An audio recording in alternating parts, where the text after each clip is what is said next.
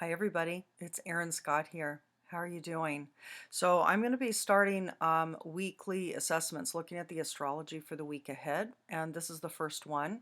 I'm recording this on Saturday, February 13th, 2021, and we're looking at the week ahead, which is the 15th through the 21st. Okay, but firstly, happy Valentine's Day. I'm recording this on the Valentine's Day weekend, so I wish you all lots of love and celebration in whatever way brings you joy. So let's go ahead and take a look. We have a couple of things happening this week. Firstly, the sun is going to be moving into Pisces, which is significant intrinsically, and I'll explain why. And we also have Mercury going direct on Saturday. So we're going to be looking at that along with the Sabian symbology that's associated with the point that Mercury is stationing direct. So let's take a look at the sun entering Pisces. Let me go ahead and pull up my highlighter here. Here we go. So with regards to the sun moving into Pisces, with regards to our chart here, there's a couple of things to make note of. One, it's not completely dissimilar to the Aquarian new moon chart in that the sun's point behind it is where we have that stellium in Aquarius. So we have a lot of planetary function that's still working behind the scenes. There's still there, especially with the Pisces sun. A lot of us might be very much looking forward to spring. Those in the northern hemisphere that have been going through winter processes and lockdowns and isolation, there can be a looking forward to spring, but there's still a lot of processing in the background happening. Okay.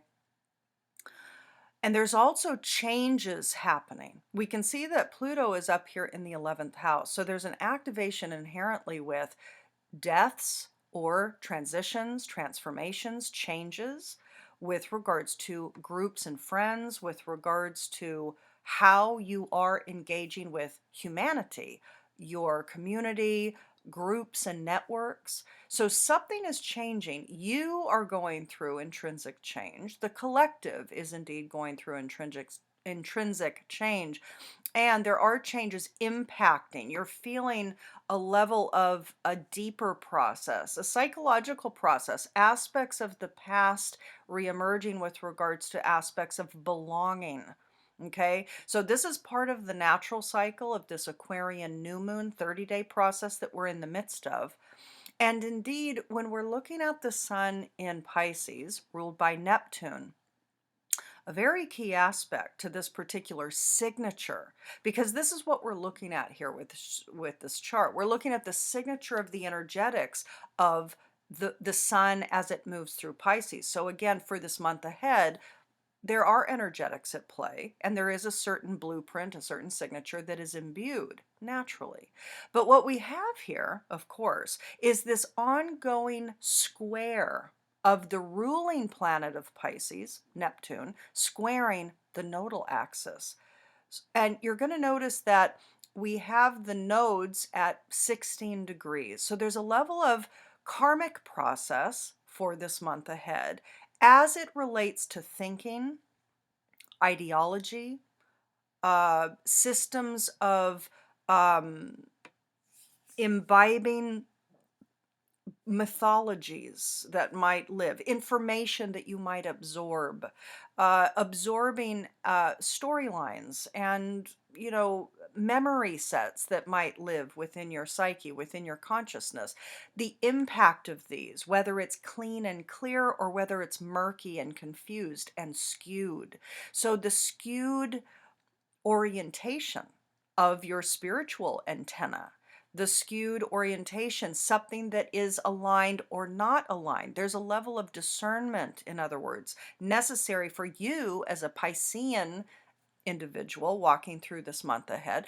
There is more discernment called, and indeed, the south node at 16 degrees Sag, the north node at 16 degrees Gemini, really does kind of bring some clarity that there will be a confrontation with certain egoic assertions as it relates to delusion or deception or self-illusion as it relates to Again, things that you're holding, memory sets, illusions, fantasies, fantasies that are driving your energy. That's also indicated here, by the way, because we have Neptune in this first house. So there's some sort of delusion or deceptive energy, something that you're imbibing that might not be you, that might be driving your energetic desires or your decision making or the actions that you're taking. So the 16 is the ego will have to confront something in order to grow up. And the something has to do with old stagnant belief systems and or fresh ways of looking at things. It might have to do with dogmatic assertions. This is this is that. This is how I identify the person, the life, the situation, the relationship, the work, the career, whatever it might be. But there's aspects of identification, aspects of belief system that really is going to be, during the month ahead, obligatory or at least optimal that you let go. If you don't let go of it, it's your free will choice to do that, but it's not going to serve you ultimately. What's going to serve is opening up, to opening up your mind, to developing a lightness, to see things through the eyes of a child, a more of an innocent, open, curious mind, to actually be open and willing to really get to the core truth of the information in the field, the information living in your consciousness, your higher self's wisdom, etc. But deluded or deceptive or even confused actions, also confusion about the identity. So who am I? Who am I? What actions am I to take? This particular Pisces Neptune Sun, as we move through this month with this 12th house stellium signature, with the karmic degree nodal axis, with the square to the ruling planet of where we are navigating throughout this 30-day cycle. Indeed, we're going to be called to really confront our own mythologies, our own stories, our own narratives, our own patterns. There could be, for some, it's depending on your blueprint, but for some, there's going to be certain patterns of wanting to constantly be the ideal version of themselves, right? That's indicated here. That's part of the lesson of this month. It's part of what we are each going to have to confront in one way, shape, or form. So, for example, for those of you who are not sure of who they are, they have some very subtle, deep in the background, unconscious tendency to always seek to be perfect, perfectly spiritual. I am the perfect spiritual, whatever, healer, yoga teacher, whatever it is. Okay? So there's something here about perfection that might lead to procrastination. And typically what happens here is that if the identity is totally keyed in on perfection, you're going to have to understand what your core drivers are for that. Each of you, it's going to be different. It depends on your blueprint, depends on your natal chart. Okay? So what I would say to you is be mindful. This is a month for present moment awareness and mindfulness, self-inquiry, and really being willing to see all of these qualities, all of these patterns, all of your ideations about yourself and what kind of impact you're here to have. What is the clear and clean and holistically oriented, neutral, yet potent way that you operate in your natural alignment, that you come forward in the world and you really show who you are, what your skills and gifts are in a way that's true for you. But there's something about clearing the mind. And again, there is going to be kind of some egoic push. You're going to get pushed. There might be communications happening in the home sector, right? North Node at 16 degrees in the 4th. So it might be that there's going to be communications at the home with the family. It could be too that with regards to your motivation for what you want to build with your career, the belief system, the Sagittarius Jupiter belief system of your 10th house trajectory, where you think you are to go and what you think you know, are to create for yourself, you're going to confront that too. You're going to confront that too. And of course, what we have over here with, because as we move into the sun moving into Pisces, by the way, which is happening on February 18th. Okay. So on Thursday, the 18th at 5:44 a.m. Eastern time, that's the point of entrance. And of course, we still have at that point Mercury retrograde at 11, at the 11 degree point already. It is, in fact, going to be stationing direct at 11 degrees. So at this point, when the sun moves into Pisces, we already have Mercury at 11. So there's something here about, thoughts about embodying our own enlightenment in order to impact the collective. And this is kind of part and parcel to what we're seeking to learn, ways that we're seeking to expand. A lot of people are moving behind the scenes and doing certain researches, researching, I don't know, various things, technology aspects, website aspects, online marketing, and all kinds of various things, courses, and other things. Just research of philosophies, unusual knowledge sets, wisdom sets, ancient wisdom, right? So there's a lot of kind of going back to things as well, with indeed the retrograded Mercury impacting this kind of investigation for the month ahead that we're all entering into. So, kind of this balancing act about wanting to, align in an ideal way with who we are and what we're here to bring, but yet not moving so much into an imbalanced perfectionism that moves to procrastination. That's going to be activated. So there's thoughts about, beliefs and understandings, philosophies, our own learnings, our own wisdom. So people are tapping into their own wisdom sets here. What they think they know and what they do know.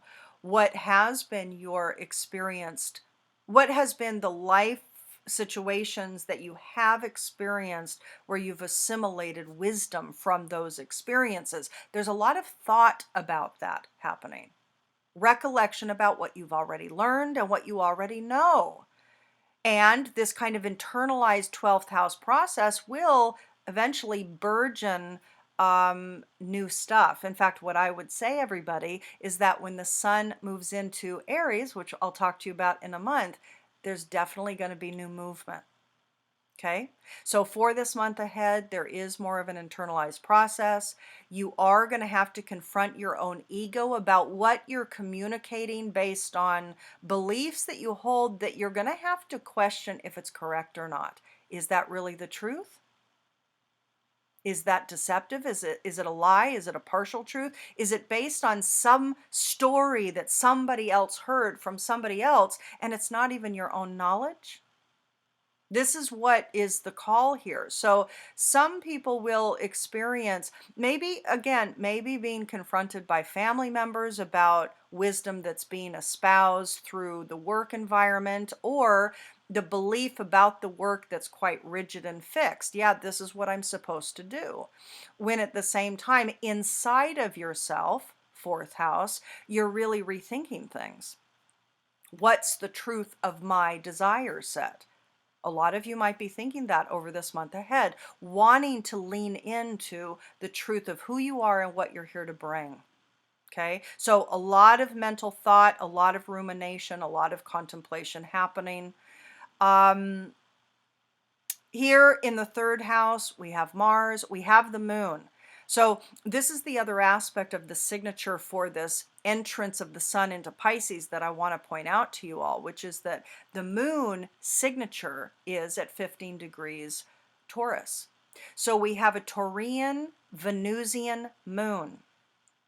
This might be very focused on money and utilizing technology, the internet, and communication tools and your intellect. So this is intellect and intellect. This is about communicating, and this is about doing it online. You can see too that this third house, everybody, is ruled by Taurus. So we have this Taurus moon in the third house, which also has Uranus in it. It has Black Moon Lilith in it. By the way, Black Moon Lilith right there on the moon. So let's talk about that. And then we have Mars, right? So Mars at the 22 point does indicate that there's a certain level of driver to teach. So a lot of you are going to be feeling a new impetus to teach, to come from your own wisdom here, right? So there's a desire to communicate, to teach, to share data, to share information, okay? Black Moon Lilith on the moon, right? Now, this can show up in a couple of different ways.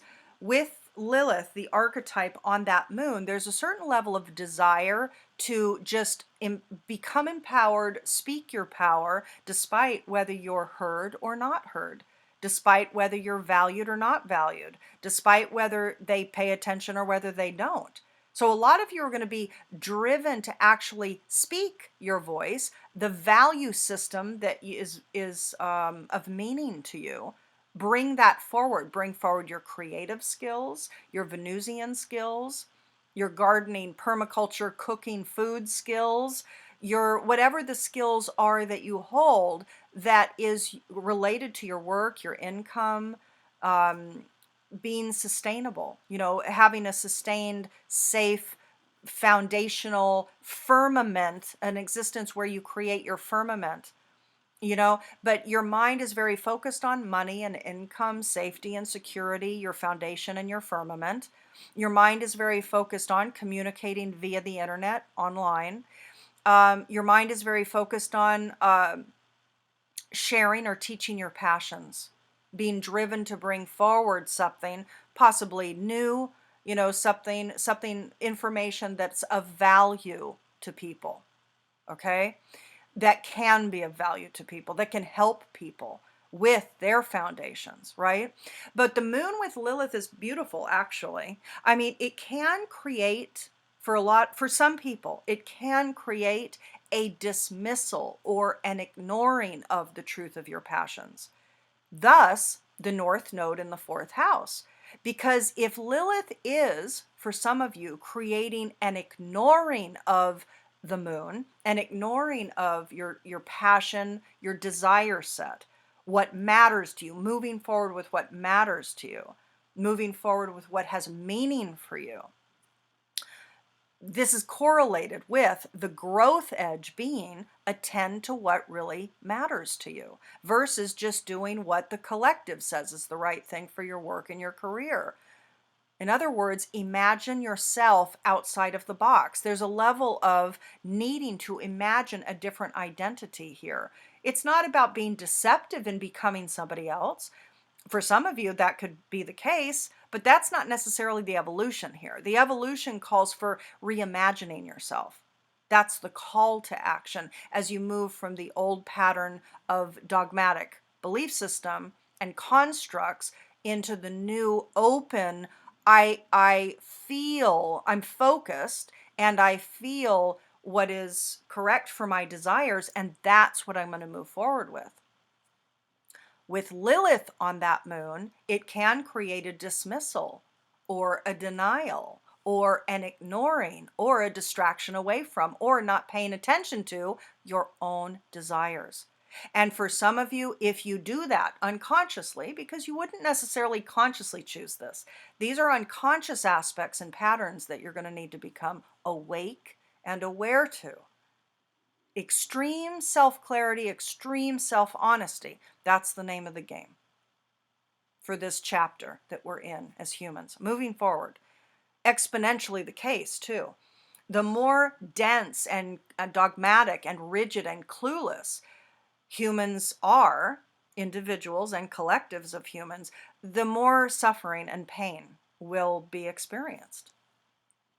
So there's a need here to actually desire to actually just speak your own value system, to speak what is your own work, your own distinct skill set.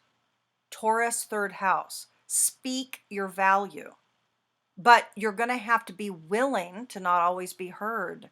You're going to have to be willing to not always be liked. You're going to have to be willing to be the black sheep or the scapegoat or whatever. There is a level of just being willing to be that empowered Lilith archetype. There can be anger and rage here too, right? The Lilith energetic can bring a passion. So notice that the moon is with Lilith and right next to Mars. There can be anger that comes up. This month can be both an arising of passion and a clarity about what is really driving you, and a call to action that is really going to call for more courage and bravery. And it's going to bring also more anger and rage, some resentments, some frustrations.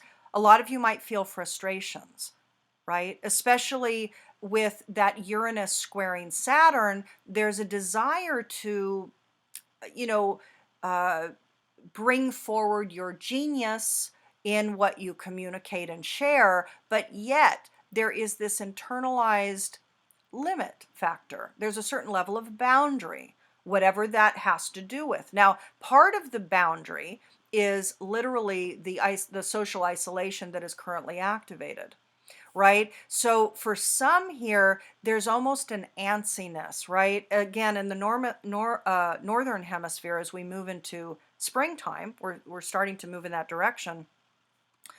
This can talk about a level of antsiness here. For some people, there's a desire to connect with people. There's a desire to get together with groups of people. There's a desire to see siblings or your local people, your local community, your neighbors. This is a desire to connect with people, right? Connect with small friend groups. And there can be these continued karmic limits and binds, isolation, that is obligatory. It's part of our process now. It's part of the responsible process now. And it's okay because this is growing us up in various ways, multiple ways, or it can just create a lot of frustration and anger and violence, or conflict and argument, and having conflicts with people. So that can happen, but it doesn't have to. It depends on the individual and how they're going to utilize the energetics, So beautiful. So let's take a look now, everybody, at the Mercury direct point. You can see that Mercury is going to be stationing direct on the 20th of February at 7:52 p.m. Eastern. Okay. And so let's take a look at the signature here. Now, you can see how the narrative for this Mercury direct, in fact, let me pull up my dates. I have my ephemeris here. So Mercury will be going direct between the 20th of February and the 29th of May. So on the 29th of May, we're going to have another retrograde occur, and it's going to happen in Gemini. Okay, 24 degrees, 42 minutes Gemini, right? So between now and the end of May, we have Mercury going direct, and you can see that for this cycle, look at all of what we have in the first house.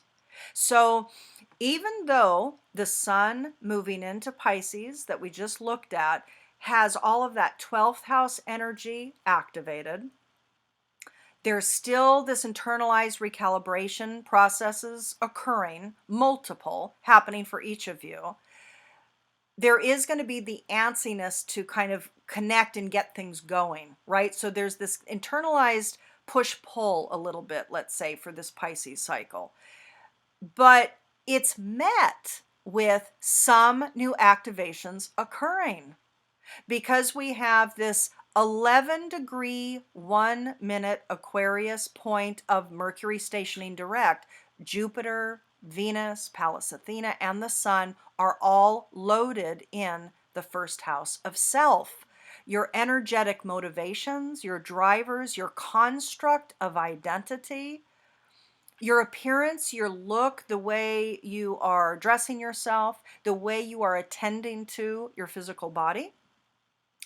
There's action here, there's movement, there's a new level of expansion. Um, there is a new level of self-worth and self-value with Venus here, a new level of confidence here. Certainly what we can see with Jupiter and Venus in this first house, especially in Aquarius, there can be a new level of confidence emerging for a lot of people at this time frame. So between now and the end of May, a greater level of confidence, a greater level of embodying your own wisdom and becoming teacher in whatever way, shape, or form teacher looks like for you. This can also be being the role model of whatever way is aligned for your own path and other people that will resonate with that particular path. So this can be becoming the role model. This can be also about communicating, because of course this is this Mercury on the ascendant, this Mercury in Aquarius, connected to the narrative of humanity or the collective. So something about communicating to the collective with the number 11. And by the way, I have to tell you, right as I said that, right as I said number 11, the time turned to 1111. So we have a lot of 11 energetics naturally imbued with this next few month cycle here, everybody. And it's impacted by the 1111 that I'm looking at on my clock, okay? So here we go. Let's talk about the Sabian symbol, and then we'll talk about more of the astrology, okay? Now, this is the symbology for this particular Mercury, all right? So I'm going to put my highlighter over to the side, and let's read it. On a vast staircase stand people of different types, graduated upward. The necessity of recognizing differences of types and levels of development wherever human beings live and work together. This symbol obviously refers to the ascending process of evolution in life forms and consciousness. It seems to apply especially to the fact that differences of levels exist among human beings. The ideal of egalitarianism has to be balanced with the natural hierarchies which exist in nature. Each person should be aware of the level at which he or she stands, even in striving to move toward a higher one. It is optimal to look for inspiration and examples where helping the human beings of the next lower level to reach up. This is the great give and take of evolution, and it applies it applies to sociocultural evolution as well as to the progression of biological species. At this second stage of the 63rd sequence, we find a symbol of ascent, contrasting with the preceding one, which implied a descent of spiritual forces. It warns us against sentimentality, overstressing our Western equalitarianism, which essentially applies to the spiritual core of all individual persons, considered sons of God or spiritual monads. Every human being is potentially divine as an individual person, but the natural progression of states of consciousness is an unavoidable reality to accept at the social mental level.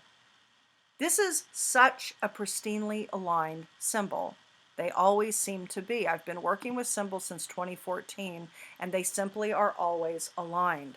What we have here is you as the individual becoming the mentor, the guide, the model, the teacher, and communicating your wisdom at the number 11 energetic point. This is about sharing your enlightenment. What have you learned? What can you share? You are here to contribute to people at other states or levels of consciousness. Pure and simple. It is so pristinely aligned. What we have, of course, here as well, a few days after the sun has entered Pisces, is a 2-degree sun in Pisces in the first house.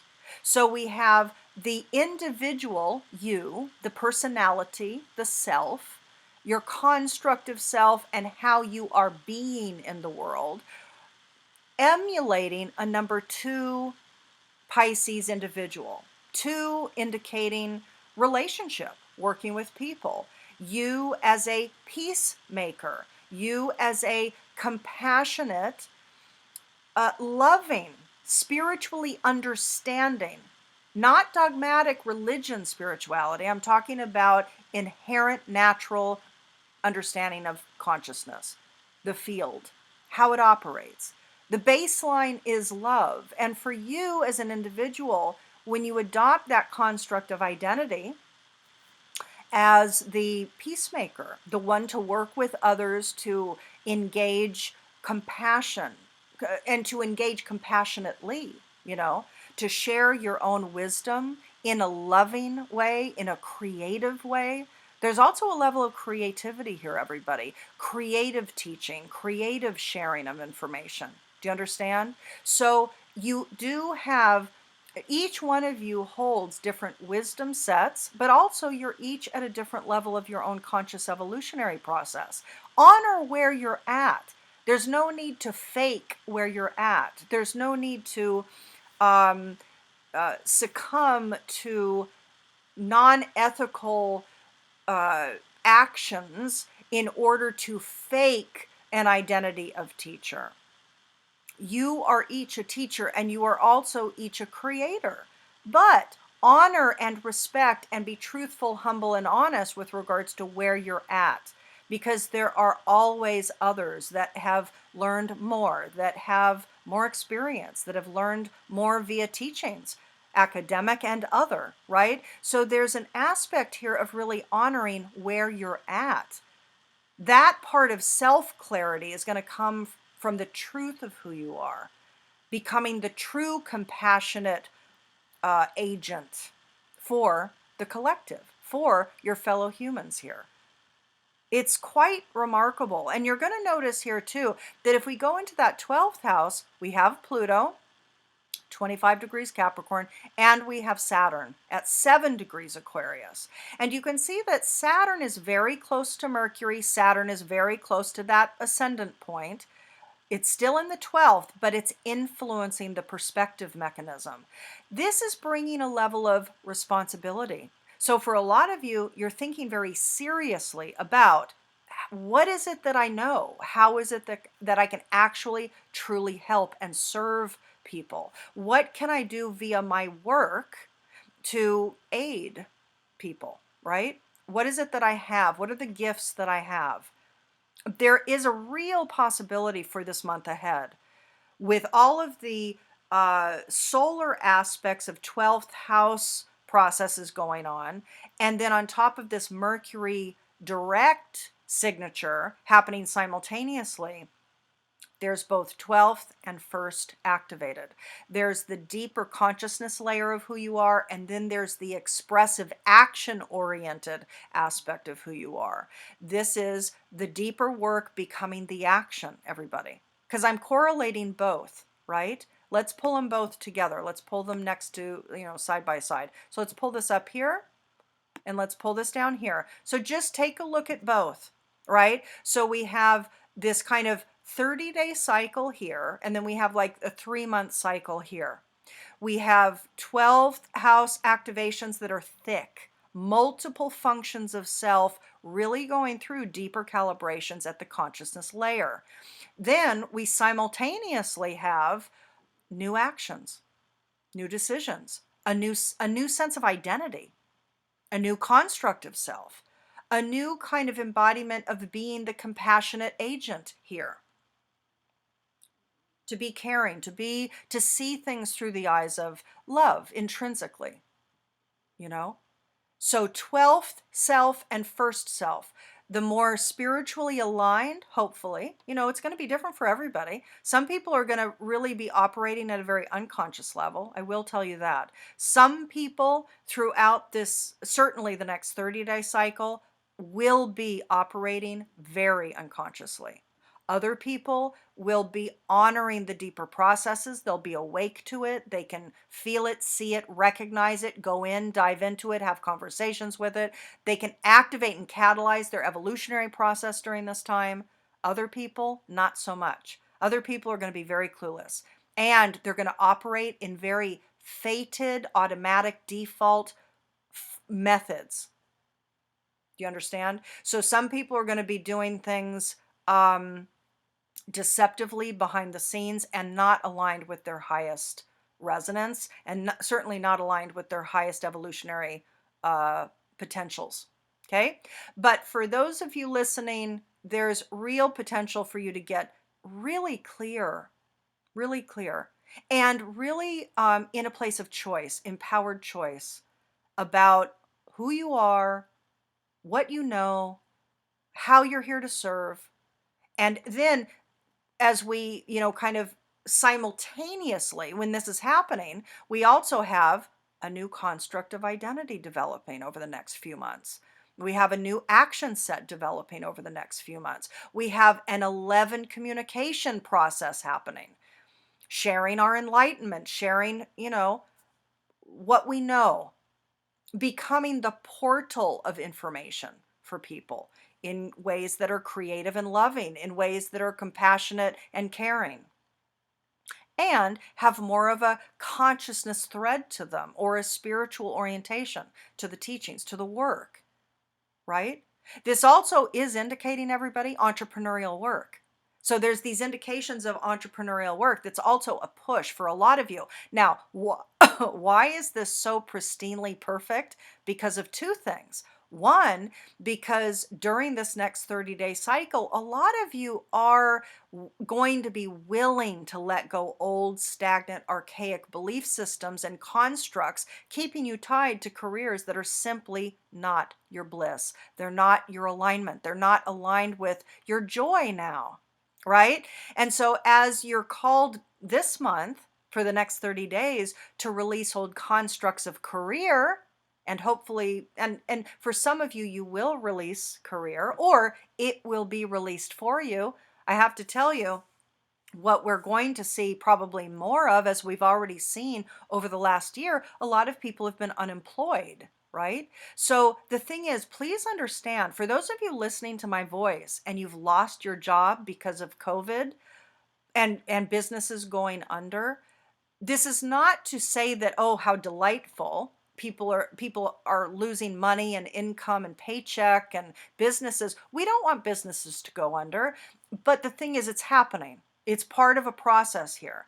But look at the correlation to the natural processes. Look at the correlation, because the need to release the old, essentially the old ideas of career, literally is the push. And so for the next 30 days, a lot of you will be either consciously and by choice leaving your career that doesn't fit anymore. Others of you might be let go, or something happens where the business goes under. Now, please understand, if that happens, follow the evolutionary impulse. This is the growth, this is the evolution, and this is the call. But simultaneously, look at what happens in this particular chart for the next 3 months. Here, it's about letting go of what society or the group or the collective or humans on this planet have believed. What's the belief system? What are you imbibing as truth because of the friend group that you're a part of? What kind of group do you so need to belong to that you're willing to believe and align with any dogmatic assertion that they put out there?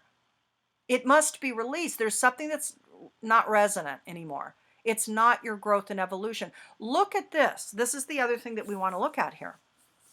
So as Mercury stations direct at that 11-degree point as the first house of self and your energetic drivers and your decision-making system, your sense of identity and your appearance and your look even, all of these things are going to be upgrading over the next 3 months. Look at what we have here. 16 degrees, karmic degree for the North Node, the part of fortune, and the moon. This is all in the 5th house, everybody. Karmic 5th house, thinking about your own skills. 5th house is entrepreneurial work, definitively. And we have this conjunction, it's no mistake. If you follow the evolutionary call, the part of fortune is there. Traditionally, of course, part of fortune is the part of good luck. It's the part of good fortune. But for me, how I interpret it, how I've understood it from my work with myself and my clients, and really looking at this for a lot of years, is that the part of fortune is the point of flow, natural flow. It's a bliss point. So, where is your natural flow? Well, the natural flow for the next 3 months, everybody, is about evolving your own skills, evolving your own skills, evolving your own hobbies, the things that bring you joy. What are the things that bring you joy in this life? What are the things that you're really interested in? What is calling for you to learn more about them? There's a level of this Gemini rulership, Gemini North Node, Gemini part of fortune, and Gemini moon. So there's a need to step into new curiosity, new learning, become the student, and open your mind to, wow, I really do love this. My career, my distinct niche is this combination of my skills and my desires, my natural delights. What delights you? What delights you, everybody? That's the moon here. The call to action, the pull naturally that a lot of you are going to be in and following is the pull to follow your own desires, the moon, to follow what matters to you, to follow what means something to you. This is also going to bring you nurturance. This is going to bring you a level, if you follow the evolutionary call, with regards to money, because there's an aspect here about when you evolve yourself, when you're willing to let go of what you think is some normal way of operating as a human being on the planet. When you really step out to open your mind and understand things from the deeper perspective, which is happening here for the next month, understanding the structure of consciousness, the operating system, everybody. When you really go there this month, meditation is your friend. When you really go there, you will be able to tap into such the true natural flow here about when you evolve yourself, your individuated, confident, creatively expressed, skilled self. When you follow the evolution of what's calling, when you meet the karmic call about stepping up and out, activating your creative flow in different ways, aligning with your bliss, following your bliss. There's a lot of this house which I associate with Joseph Campbell. Following your bliss is the name of the game with this 16-degree grouping. So when you heed the evolutionary call, when you actually pay attention to it, as opposed to getting stuck, because of course the South Node can show us where we can get stuck. So where is it that you might get stuck unconsciously or consciously? Well, for you, it's about there's such a need to belong. There's such a need to be normal. There's such a need to kind of get lost in the sea of people or community or humanity that you are just kind of following along with what you're told to do. Well, it's not going to serve you. It's not going to serve you. The call is to think about and focus your mind and your curious direction into your bliss. So when you follow that evolutionary call, that's where the income is. It's where your bliss is, and it's where the natural flow is, and it also meets your emotional needs. There's a level of nurturance that you will receive by actually following your natural, skilled self. What are your talents? What are your gifts? What are your skills? Some of you already know this, but I have a course that's on now. It's a course in quotes, essentially, because right now, and it's limited spaces, but right now it's helping you understand your natal chart with regards to your aligned work, expression, career. right? But the interesting thing is it is very correlated with the activations. And I have to say, I didn't really know this. I didn't really know it. It was just the natural call for me. I'm heeding the call of what, was right. So what I want you to understand is, yeah, this is a time for the next few months of you to come out, to be yourself, to develop a sense of confidence. You are distinct, you are different. This is another thing. Comparing yourself to other people uh, isn't the way. Comparing yourself with others out there in the collective literally is futile at every level. Foundationally, it's an effort in futility. You are a distinct entity, each one of you. And for you to not align yourself with your skills, your gifts, your talents is not doing yourself any good, and it's not doing humanity any good. So it's a lose-lose. The irony here, the beauty is that money also lives here for you. So for those of you that are having financial situations arise, constrictions and problems, go with the flow of your natural aligned skills, gifts, talents. Get curious. And those of you that feel that you don't have skills, gifts, and talents, number one, you do. You might have just forgotten or become disconnected from them. But the other is that you're here to dive into your interests then. So for example, if you feel that you don't have any skills, what's your delight? What brings you joy? What is it that you love to do? It is hard for some people to find that, by the way, very hard. This is a contemplation exercise. In fact, what I would say to you is use this month ahead, everybody, to contemplate. Use this time to meditate, to get clean, clear, journal, reflect, get in nature, and get quiet. The biggest thing is to not distract. Get quiet, get silent. Listen to nothing. Listen to the wind. Listen to the birds. Listen to nothingness. Turn off the music, turn off the whatever. So connect, because there's, gold here for you. All right. Okay, everybody, I'm going to leave it there. Let's go ahead and turn off the highlighter here. Yeah, for those of you interested in finding out more about the course, you can go to the link below, because you can always access my site. All right. And it's here too. I just added it to my desktop here. So you can connect there if you'd like. And then I'll have something else coming out afterwards as well. So for those that aren't ready to do it now, there'll be another version. This one is a more kind of, this particular version of the Learn Your Aligned Career course is more personalized. The next version is going to be more of a proper course, like an astrological component, learning what to look for. Okay, where I'll provide your natal chart, but you're the one that's going to learn how to analyze it, right?